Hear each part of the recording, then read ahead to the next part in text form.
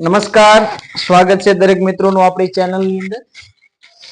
Kelvin ચક્ર photosynthesis ની અંદર એક ખૂબ જ આઈએમપી થિયરી જેમાંથી નેટ રિલેટેડ એમસીક્યુ પૂછવાના ચાન્સ થોડાક વધારે છે.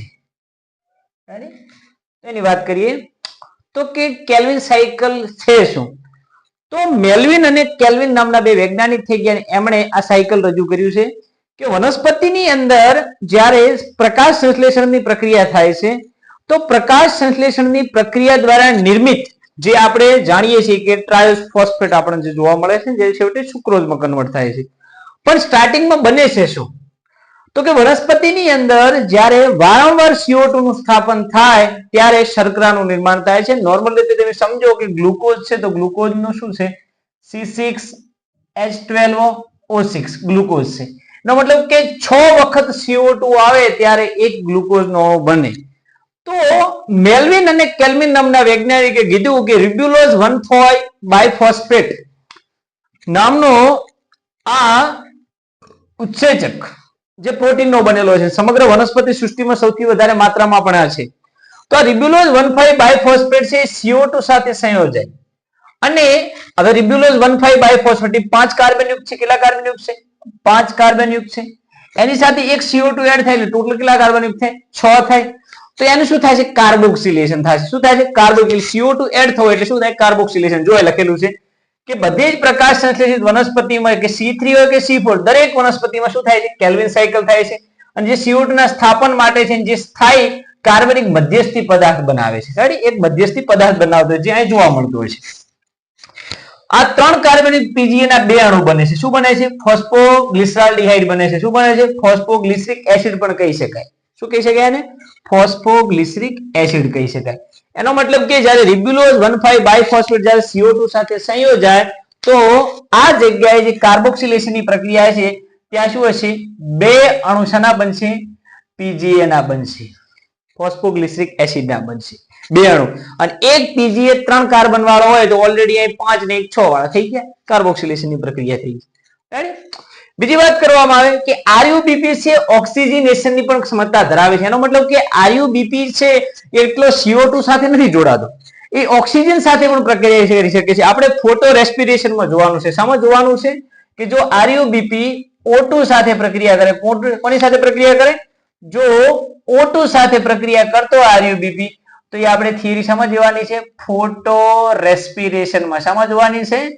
ફોટો રેસ્પિરેશન એટલે કે પ્રકાશ શ્વસનની અંદર જે આપણે આગળ થિયરી આવશે એમાં આપણે થોડું ડિટેલમાં તમને ઓલરેડી સમજાવવામાં આવશે. માટે આ RUBP છે CO2 અને O2 બંને સાથે પ્રક્રિયા કરતો હોવાના કારણે એને રિબ્યુલોઝ બાયફોસ્ફેટ કાર્બોક્સિલેજ ઓક્સિજનેજ તરીકે ઓળખવામાં આવે છે. શેના તરીકે ઓળખવામાં આવે? રિબ્યુલોઝ બાયફોસ્ફેટ કાર્બોક્સિલેજ ઓક્સિજનેજ તરીકે ઓળખવામાં આવે છે. રૂબિસ્કો પણ કહેવાય. શું કહેવાય? રૂબિસ્કો પણ કહેવામાં આવે છે. ત્યાર પછીની વાત કરવામાં આવે છે કે જે PGA ના જે અણુ બને છે એ ફોસ્ફોગ્લિસરેટ જે આપણે લખેલા છે એના પછી એ શામાં થાય છે? રિડક્શન ફેઝમાં જાય છે. રિડક્શન ફેઝમાં શું થાય છે? તો કે રિડક્શન ફેઝની અંદર દર CO2 ના સ્થાપન માટે 2 અણુ ATP ના વપરાય છે. તો જો અહીં લખેલા છે 2 અણુ ATP ના, એનું ફોસ્ફોરાયલેશન શું? 2 ADP વત્તા શું બન્યા?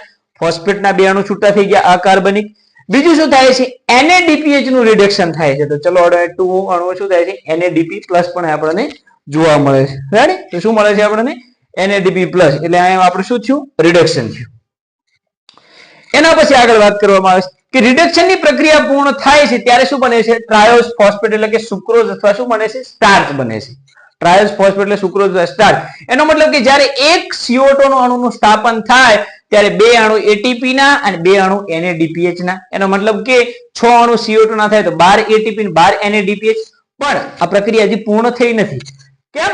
કારણ કે વારંવાર આ ચક્રને ચાલુ રાખવું હોય તો વનસ્પતિમાં RUBP પણ હાજર હોવો જોઈએ અને એ RUBP નું પુનઃસર્જન કરવા માટે આપણે અહીં શું કરીશું? તો અહીં એક ATP ને વાપરીશું અને શામાં ફેરવીશું? ADP માં ફેરવીશું. શામાં ફેરવીશું? ADP માં ફેરવીશું. અને આવું થાય તો એક સાયકલની અંદર ટોટલ 3 ATP અને 2 NADPH તો 6 વખત સાયકલ ચાલે તો સમજી લેવાનું કે ટોટલ 6 CO2 હોય તો કેટલા? 18 ATP અને 12 NADPH વપરાય છે. કેટલા વપરાય છે? 12 NADPH વપરાય છે અને ફરીથી આ ચક્ર વારંવાર થતું રહે છે અને વનસ્પતિની અંદર કોનું નિર્માણ થતું રહે છે? શર્કરાનું નિર્માણ થતું રહે છે. તો આ છે મેલ્વિન કેલ્વિન દ્વારા આપેલ કેલ્વિન સાયકલ કે જે C3 તેમજ C4 વનસ્પતિની અંદર શર્કરાઓના સ્થાપન માટે ખૂબ જ ઇમ્પોર્ટન્ટ છે. અને યાદ રાખજો કે જેટલી પણ C3 વનસ્પતિ છે એની અંદર પ્રથમ નિર્માણ પામતી કાર્બનિક પ્રોડક્ટ એટલે કઈ? 3 કાર્બન યુક્ત ફોસ્ફોગ્લિસરિક એસિડ. જય હિન્દ.